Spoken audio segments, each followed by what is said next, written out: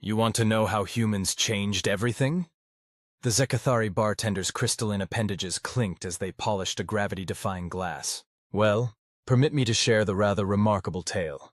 Though I must warn you, it begins rather inauspiciously with what one might charitably call an administrative oversight.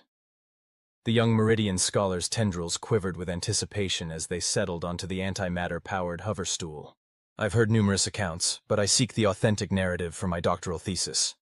Would you be so kind as to elaborate? Certainly.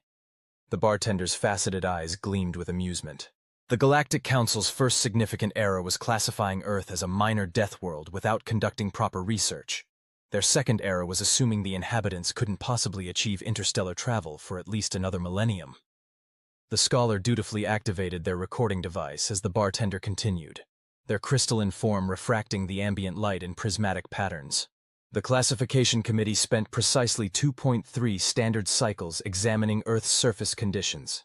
They noted the relatively high gravity, the extreme temperature variations, and the prevalence of potentially lethal microorganisms. However, they failed to account for one crucial factor: human adaptability. The bartender paused to serve another patron before resuming. Consider this. Most species evolved to perfectly suit their environment. Humans, in contrast, evolved to adapt to virtually any environment. When they encountered an obstacle, they didn't wait for evolution. They engineered solutions. But surely their technological capabilities were primitive, the scholar interjected. Ah, that's where it gets interesting. The bartender's crystalline form vibrated with suppressed mirth. The committee observed their primitive spacecraft and concluded they were centuries away from meaningful space travel. What they failed to notice was the exponential rate of human technological advancement. The scholar's tendrils twitched in surprise. Exponential? Indeed. While the council was drafting their classification report, humans went from basic orbital vehicles to rudimentary interplanetary travel. By the time the report was formally filed, they had already established settlements on their moon and neighboring planet. The bartender began preparing a complex drink, their movements precise and deliberate. But here's where it becomes truly fascinating. The council's third error was perhaps their most consequential. They failed to encrypt their subspace communications about Earth. They didn't encrypt their communications. The scholar's color shifted to a shade indicating disbelief. Why would they? Earth was classified as a pre-contact civilization. The committee assumed humans couldn't possibly detect, let alone decrypt, subspace transmissions. The bartender's crystalline surface rippled with amusement. They were wrong. A human organization dedicated to searching for extraterrestrial intelligence detected the transmissions. Within months, they had not only decoded them, but had also accessed the Galactic Council's public database. Imagine the committee's surprise when humans showed up at the next council session, armed with perfectly prepared membership documentation, and citing obscure bylaws that technically qualified Earth for immediate admission. The scholar's recording device hummed as they leaned forward. How did the council respond? Initially, with complete denial. Several representatives insisted it must be some elaborate hoax. The Arcturian delegation actually fled the chamber in panic. Apparently, they'd never encountered a species that evolved on a world with such high levels of background radiation. The bartender's crystalline form shimmered with remembered amusement. But here's the truly remarkable part. The humans had done their homework. They presented irrefutable evidence of meeting every criterion for membership, including some regulations so ancient that most council members hadn't even known they existed. The council tried to delay, of course. They cited concerns about humanity's aggressive tendencies, their rapid technological advancement, their unusual biology. The human representatives simply smiled and produced historical examples of peaceful first contact protocols they'd developed decades before discovering alien life existed. But weren't there legitimate concerns about human behavior? The scholar pressed. Oh, absolutely. Humans are paradoxical creatures. They can be surprisingly aggressive yet remarkably compassionate. They're capable of both incredible destruction and amazing creation. But what truly unsettled the council wasn't their capacity for violence. It was their ability to innovate. The bartender began creating another elaborate drink, their crystalline appendages moving in complex patterns. Within one standard cycle of joining the council, humans had revolutionized practically every field they encountered. They took our most advanced technology and found ways to improve it, often by ignoring conventional wisdom and trying things that, by all reasonable standards, should have been impossible. For example, well, take FTL travel. For millennia, we'd used quantum fold drives, believing they were the fastest possible method of interstellar travel. Humans took one look at the technology and asked, why not combine it with something they called an Alcubierre drive? The entire Council of Physics declared it theoretically impossible. 6 months later, human ships were traveling at speeds that made our fastest vessels look like they were standing still. The scholars' tendrils writhed in excitement. Is it true they also revolutionized medicine? That's actually my favorite part of the story. The bartender's crystalline form glowed warmly. You see, humans had spent their entire history fighting diseases on their death world. When they encountered alien biology, they didn't see insurmountable differences. They saw new opportunities for healing. They combined their understanding of their own aggressive immune systems with our advanced biotechnology. Diseases that had plagued species for generations were cured within years. They even found ways to help species adapt to environments that would have previously been lethal to them. The scholar's recording device chirped, indicating it was nearly full. But surely there must have been conflicts. Oh, there were plenty of those. The bartender's form dimmed slightly. The hegemony of unified worlds tried to intimidate Earth into submission shortly after they joined the Council. They assumed that a single planet of Deathworlders couldn't possibly stand against their 1,000-world empire. What happened? The humans introduced them to something called guerrilla warfare, an asymmetric tactical response. The conflict lasted exactly 3 days. The hegemony surrendered after humans demonstrated their ability to disable entire fleets without destroying a single ship or taking a single life. Turns out, evolving on a death world makes you very, very good at surviving against supposedly superior forces. The bartender's crystalline form pulsed with light as they continued. But here's what truly changed galactic history. Humans didn't seek revenge. They didn't demand reparations. Instead, they offered to help the hegemony improve their technology, their medical care, their quality of life. They turned an enemy into an ally through kindness, though they also made it very clear that any future aggression would be met with considerably less restraint. Is that why the Council eventually elected a human as High Administrator? Partially, but mostly it was because humans had demonstrated something unique, the ability to see problems from entirely new perspectives. When faced with a challenge, most species would try to find the optimal solution within known parameters. Humans? They'd question the parameters themselves. The bartender began cleaning their serving surface, their movements precise and efficient. Take the great drought of the Cygnus sector. For centuries, we'd tried to find ways to transport water to the affected worlds. Humans suggested teaching the affected species how to extract water from comets and asteroids instead. They didn't just solve the immediate problem. They helped those worlds become self-sufficient. And now? The scholar's tendrils waved gently. Now? The bartender's crystalline form sparkled. Now we have a galaxy where countless species have learned to adapt and thrive in ways we never imagined possible. Humans taught us that being from a death world isn't just about surviving harsh conditions. It's about learning to overcome challenges through innovation, cooperation, and occasionally doing things that everyone else considers impossible. The scholar's recording device finally chimed, indicating it was full. Thank you for sharing this history. Though I must ask, why did you choose to become a bartender if you witnessed all these events firsthand? The bartender's form rippled with amusement. Another lesson from humans. Sometimes the best way to understand history is to listen to the stories people tell when they're relaxed and enjoying a good drink. Speaking of which, they gestured to the scholar's empty glass. Would you care for another? Yes, please.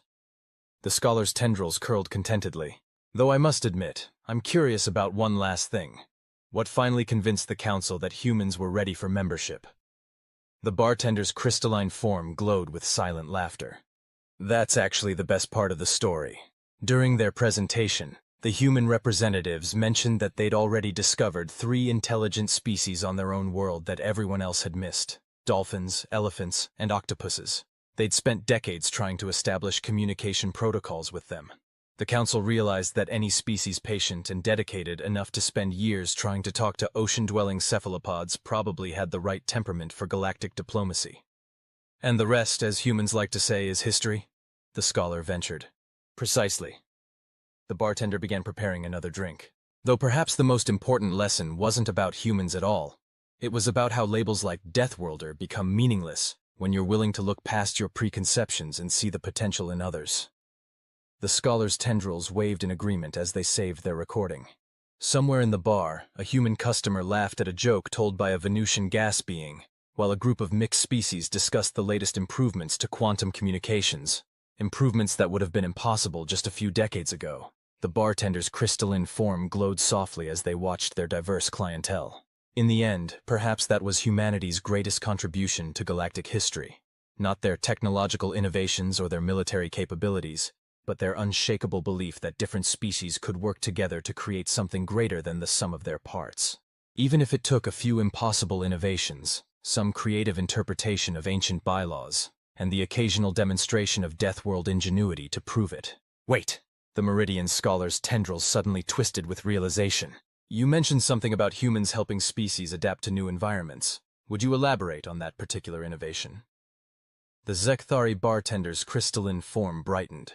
Ah, you've touched upon what many consider humanity's most profound contribution to galactic society. The adaptation protocol, as it came to be known, fundamentally changed how we approach colonization and survival. An older human woman sitting nearby turned toward their conversation, her silver hair catching the ambient light. I was actually part of the original research team, she offered, moving her hoverchair closer. Dr. Sarah Chen, formerly of the Terran Xenobiological Adaptation Institute. The scholar's recording device whirred back to life. The bartender's crystalline appendages clinked appreciatively as they served Dr. Chen her preferred beverage, something the humans called single malt scotch. The adaptation protocol began as a solution to a rather pressing problem, Dr. Chen explained, swirling her drink thoughtfully. Humanity had finally gained access to the stars, but we quickly realized that most habitable worlds were, well, barely habitable by our standards. Meanwhile, other species were struggling to colonize worlds we considered paradise. The bartender's form pulsed in agreement. I remember the controversy when humans first proposed their solution. Oh yes, Dr. Chen chuckled. The Galactic Council was horrified when we suggested using controlled genetic modification to help species adapt to different environments. They called it unnatural and dangerous. But how did you convince them otherwise? The scholar leaned forward, tendrils quivering with curiosity. We started small, Dr. Chen replied. The Centaurian colony on Europa was failing due to their inability to handle the intense radiation. We offered to help them develop radiation resistance similar to human cellular repair mechanisms. The results were dramatic. The bartender interjected. Within one standard cycle, the Centaurian colony went from barely surviving to thriving. Their productivity increased by 300%, and their birth rates returned to normal levels. Exactly. Dr. Chen nodded. But what really convinced the Council was our approach to ethical considerations. We developed a system of reversible genetic modifications, changes that could be undone if desired. We also established strict protocols for consent and long-term monitoring. The scholar's recording device hummed as they absorbed this information. But surely there were complications? Oh, absolutely, Dr. Chen laughed. My personal favorite was the Arcturian incident. We'd helped them develop temperature resistance for colonizing a volcanic world. Everything was going perfectly until we discovered that the modifications had an unexpected side effect. They all developed an insatiable craving for spicy food. The bartender's crystalline form shimmered with amusement. I remember that. Suddenly, every Arcturian restaurant in the galaxy started serving human-style hot sauce, created quite a market boom in the capsaicin trade. But the real breakthrough, Dr. Chen continued, her expression growing more serious, came when we started combining different species' natural adaptations. We discovered that most species had evolved amazing solutions to environmental challenges. They were just distributed across different worlds. The Sirene's ability to process carbon dioxide, combined with Volarian photosynthesis capabilities and human temperature adaptability. The scholar's tendrils waved excitedly as they made connections. Precisely, Dr. Chen smiled. By creating a database of biological adaptations and developing safe methods to transfer them between species, we opened up countless worlds for colonization. But more importantly, we helped species understand each other better. The bartender's form pulsed thoughtfully. I've always found it ironic that it took Deathworlders to teach the galaxy about survival. Not just survival, Dr. Chen corrected, finishing her drink. We taught them about adaptation. Humans don't just survive. We adapt, we change, we grow. And now, thanks to the adaptation protocol, other species can do the same. But what about the long-term implications? The scholar pressed. Surely such fundamental changes to species must have had far-reaching effects. Indeed they did. Dr. Chen's eyes twinkled. Want to hear about the time we accidentally gave a group of Rigelian diplomats the ability to taste colors? That led to some rather interesting changes in galactic art appreciation. The bartender began preparing another round of drinks as Dr. Chen launched into her tale. Around them, the bar buzzed with conversation. A Venusian discussing philosophy with a genetically modified Proximan who could now survive an atmosphere. A group of temperature-adapted Arcturians enthusiastically sharing their latest hot sauce discoveries with bewildered Antarans. You know, the bartender's crystalline form glowed softly. Sometimes I think the real genius of the adaptation protocol wasn't the science at all. It was how it brought species together, made us understand that our differences weren't barriers, they were opportunities. Dr. Chen nodded, accepting her refreshed drink. That's what we were trying to prove all along. On Earth, we learned that diversity, biological, cultural, intellectual, is strength. The adaptation protocol just helped us share that lesson with the galaxy. The scholar's tendrils waved in understanding as they documented everything. Another chapter in the ongoing story of how Deathworlders had changed galactic history, not through force or dominance, but through innovation, adaptation, and the uniquely human belief that limitations were merely challenges waiting to be overcome. Even if those challenges occasionally resulted in color-tasting diplomats and spicy food-obsessed Arcturians. Speaking of unexpected developments, the bartender's crystalline form shimmered. Perhaps our scholarly friend would be interested in hearing about the Great Innovation Revolution? Dr. Chen's eyes lit up. Oh, you mean the Titan Initiative? Now that was a perfect example of human problem-solving gone spectacularly right. And temporarily chaotic. A new voice joined the conversation. Deep, resonant, and emanating from what appeared to be a floating cloud of iridescent gas. I was there for that one. The Jovian ambassador's translating device rendered their atmospheric fluctuations into crisp galactic standard, caused quite the stir in the Council of Sciences. The Meridian scholars' tendrils writhed with excitement as they adjusted their recording device. Please, continue. Well, the Jovian ambassador's cloud form swirled contemplatively. It began when humanity noticed something rather peculiar about galactic technological development. Despite having access to faster-than-light travel and quantum computing, many species were still approaching innovation in a remarkably linear fashion.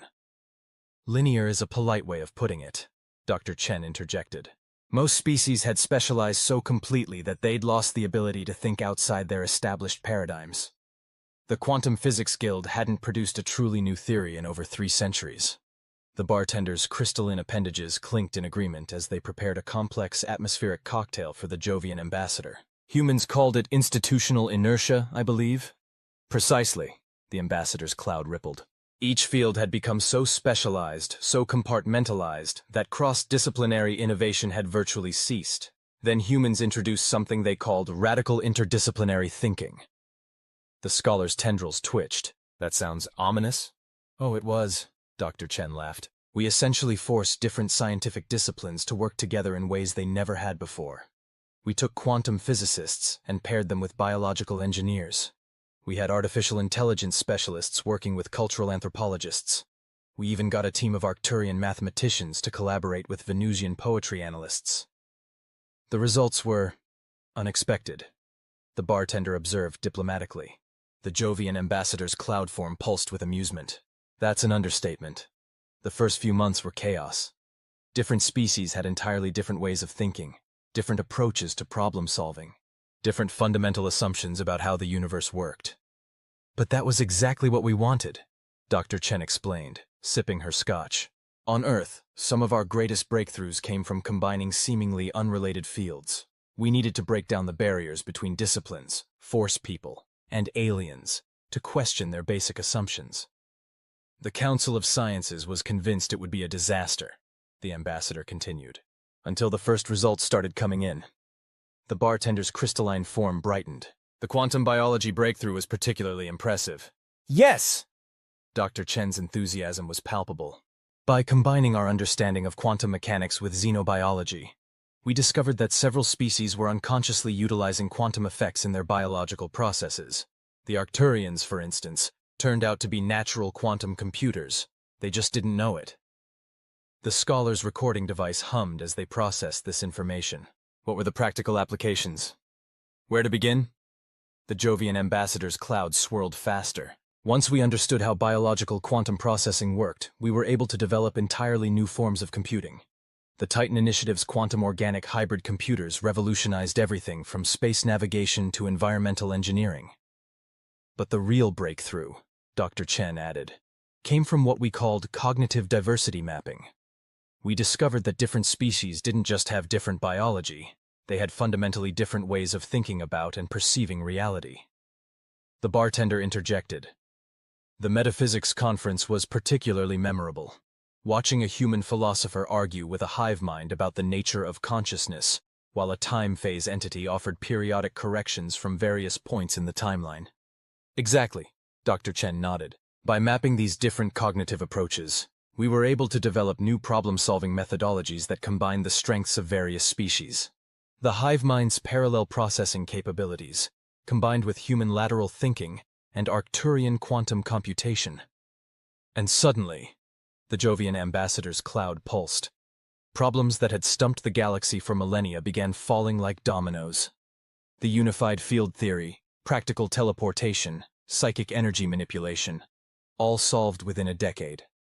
The scholar's tendrils quivered, but surely there must have been resistance to such radical changes. Oh, naturally, Dr. Chen smiled. The old guard fought it every step of the way, until we started solving their personal problems, that is.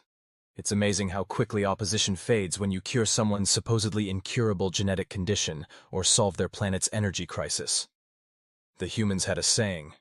The bartender's form shimmered. A rising tide lifts all boats. By forcing different disciplines and species to work together, they created a cascade of innovations that benefited everyone. Though there were some interesting side effects, the Jovian ambassador noted. The Arcturian-Venusian collaboration led to the development of four-dimensional poetry that literally alters the reader's perception of time-space. And let's not forget the incident with the quantum-enhanced meditation techniques, Dr. Chen added. We had to shut down that project after participants started accidentally achieving enlightenment and temporarily ascending to higher planes of existence. The scholar's tendrils waved in fascination. It seems humans have a talent for creating organized chaos. That's exactly it, Dr. Chen nodded. On Earth, we learned that innovation often emerges from chaos, but it has to be the right kind of chaos. Controlled chaos, directed chaos. The kind of chaos that forces people to think differently while giving them the tools and support to channel that thinking productively. The bartender's crystalline form pulsed thoughtfully. Perhaps that's another lesson from humanity's death world origins. In an environment where chaos is constant, you either learn to harness it or you perish. And now look at us. The Jovian ambassador's cloud swirled contentedly. A galaxy where quantum physicists debate poetry with gas beings, where biological computers process thoughts across multiple dimensions, and where different species don't just cooperate, they actively seek out new ways to combine their unique perspectives. Dr. Chen raised her glass. To controlled chaos and unexpected breakthroughs. Around them, the bar hummed with the kind of diverse interaction that had become commonplace in the post-innovation revolution galaxy. A group of hive mind drones were engaged in a passionate discussion about subjective consciousness with a time-phase entity, while a team of mixed-species researchers debated the philosophical implications of their latest quantum organic computing project. The scholar's recording device captured it all. Another chapter in the ongoing story of how humanity's death world-born adaptability had transformed galactic civilization. Not through force or dominance, but through the simple, radical idea that diversity, of thought, of biology, of perception, was the greatest resource of all, even if it occasionally resulted in enlightened beings accidentally ascending to higher planes of existence during their meditation breaks. There's another aspect of human influence we haven't discussed yet. The Jovian ambassador's cloud form shimmered thoughtfully. The Great Cultural Revolution. The Meridian scholar adjusted their recording device with evident interest. You're referring to the Terran Cultural Exchange Program? Indeed. Dr. Chen's expression softened with nostalgia. Though most beings initially found it rather perplexing, the Council couldn't understand why we insisted on incorporating cultural exchange into every major diplomatic and scientific initiative. The bartender's crystalline form pulsed with gentle amusement. As I recall, the exact words from the High Administrator were, "What possible relevance could human entertainment and customs have to galactic advancement?" They learned rather quickly. The Jovian ambassador's cloud rippled. Humans had this remarkable theory that understanding a species' art, music, literature, and customs was just as important as understanding their technology or biology. Dr. Chen nodded. We'd learned on Earth that cultural exchange often preceded and facilitated scientific cooperation. It's considerably easier to work with someone when you understand their perspective, their values, their ways of expressing themselves. The cooking classes were particularly memorable, the bartender chimed in, their crystalline appendages arranging a complex array of beverages. Who would have thought that teaching different species to prepare each other's traditional foods would lead to breakthroughs in xenobiology? The scholar's tendrils quivered. I'm afraid I don't follow the connection. It's quite fascinating, actually, Dr. Chen explained. When species learned to cook each other's foods, they had to understand the biochemistry involved. This led to insights about different digestive systems, metabolic processes, and cellular structures. The Arcturians' understanding of human cuisine, for instance, helped them develop those radiation-resistant adaptations we discussed earlier. But it went far beyond mere scientific benefits. The Jovian ambassador's form swirled contemplatively. The humans introduced something they called cultural diplomacy. They organized art exhibitions, music festivals, literary exchanges, and sports competitions between species. The first interstellar Olympics were quite something. The bartender's crystalline surface rippled with remembered amusement, especially when humans had to explain why they wanted to include events that seemed, to other species, deliberately dangerous. Like the marathon, Dr. Chen laughed. Try explaining to a hive mind why humans consider it entertaining to run 42.2 kilometers for recreation. Their response was, and I quote, "Your species deliberately exhausts itself for amusement? This explains much about your civilization." The scholar's recording device hummed steadily, but surely there were challenges in facilitating understanding between such diverse species. Oh, absolutely, Dr. Chen acknowledged. Translation was a particular challenge, especially with abstract concepts. How do you explain human poetry to a species that communicates through pheromones, or share music with beings that perceive sound as color? That's where human creativity proved invaluable, the Jovian ambassador interjected. They developed what they called cross-modal translation, finding ways to convert one form of artistic expression into another that different species could appreciate. The bartender's form brightened.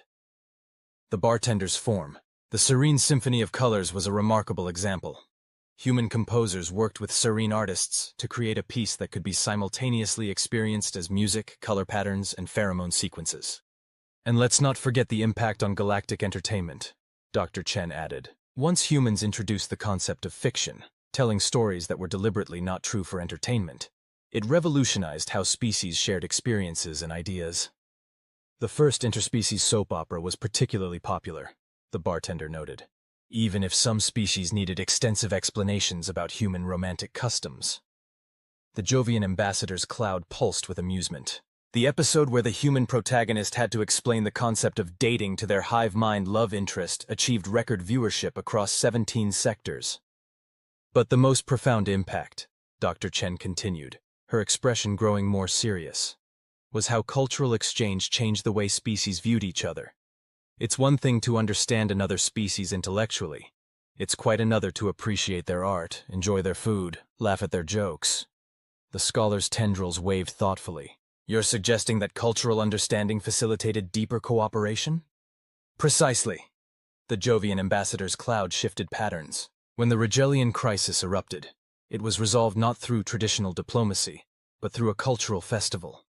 Once species understood each other's perspectives and values, finding common ground became considerably easier. Though there were some interesting cultural misunderstandings along the way, Dr. Chen smiled. Like the time we introduced the concept of stand-up comedy to the collective consciousness of Betelgeuse.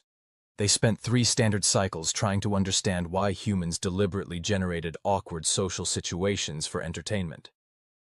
The bartender's crystalline form shimmered. They did eventually master it, though. Their observational comedy about the peculiarities of individual existence is now considered a classic genre. And that's the real legacy of the cultural exchange program, Dr. Chen concluded. It wasn't just about sharing art or entertainment. It was about sharing perspectives, values, ways of seeing the universe. Humans showed the galaxy that understanding different cultures wasn't just enriching. It was essential for true cooperation and progress. Around them, the bar had become a living example of this cultural synthesis. A group of hive mind drones were attempting to learn a human dance routine, while a holographic display showed the latest episode of an interspecies dating show. In one corner, a time phase entity was explaining the concept of non-linear storytelling to an enthralled audience of various species. The scholar's recording device captured the atmosphere, another chapter in humanity's transformation of galactic society. This time, through the simple yet revolutionary idea that understanding each other's stories, songs, and traditions was just as important as sharing technology or resources. Even if it occasionally resulted in hive mind poetry slams and interspecies romantic comedies that needed extensive cultural footnotes. You know, the bartender observed, their crystalline form glowing softly. Perhaps that's the most important lesson humans taught us. That true civilization isn't just about technological advancement or scientific understanding. It's about appreciating the infinite ways different beings can express themselves and experience the universe. Dr. Chen raised her glass in agreement. To cultural exchange and unexpected understanding. The Jovian ambassador's cloud form swirled in what had become the universally recognized pattern for contentment. Though perhaps we should warn our scholarly friend about the upcoming Interstellar Karaoke Championship. The scholar's tendrils twitched with what might have been alarm, but their recording device continued to hum steadily, documenting yet another facet of how humanity's death-world-born adaptability and creativity had reshaped galactic civilization, one cultural exchange at a time.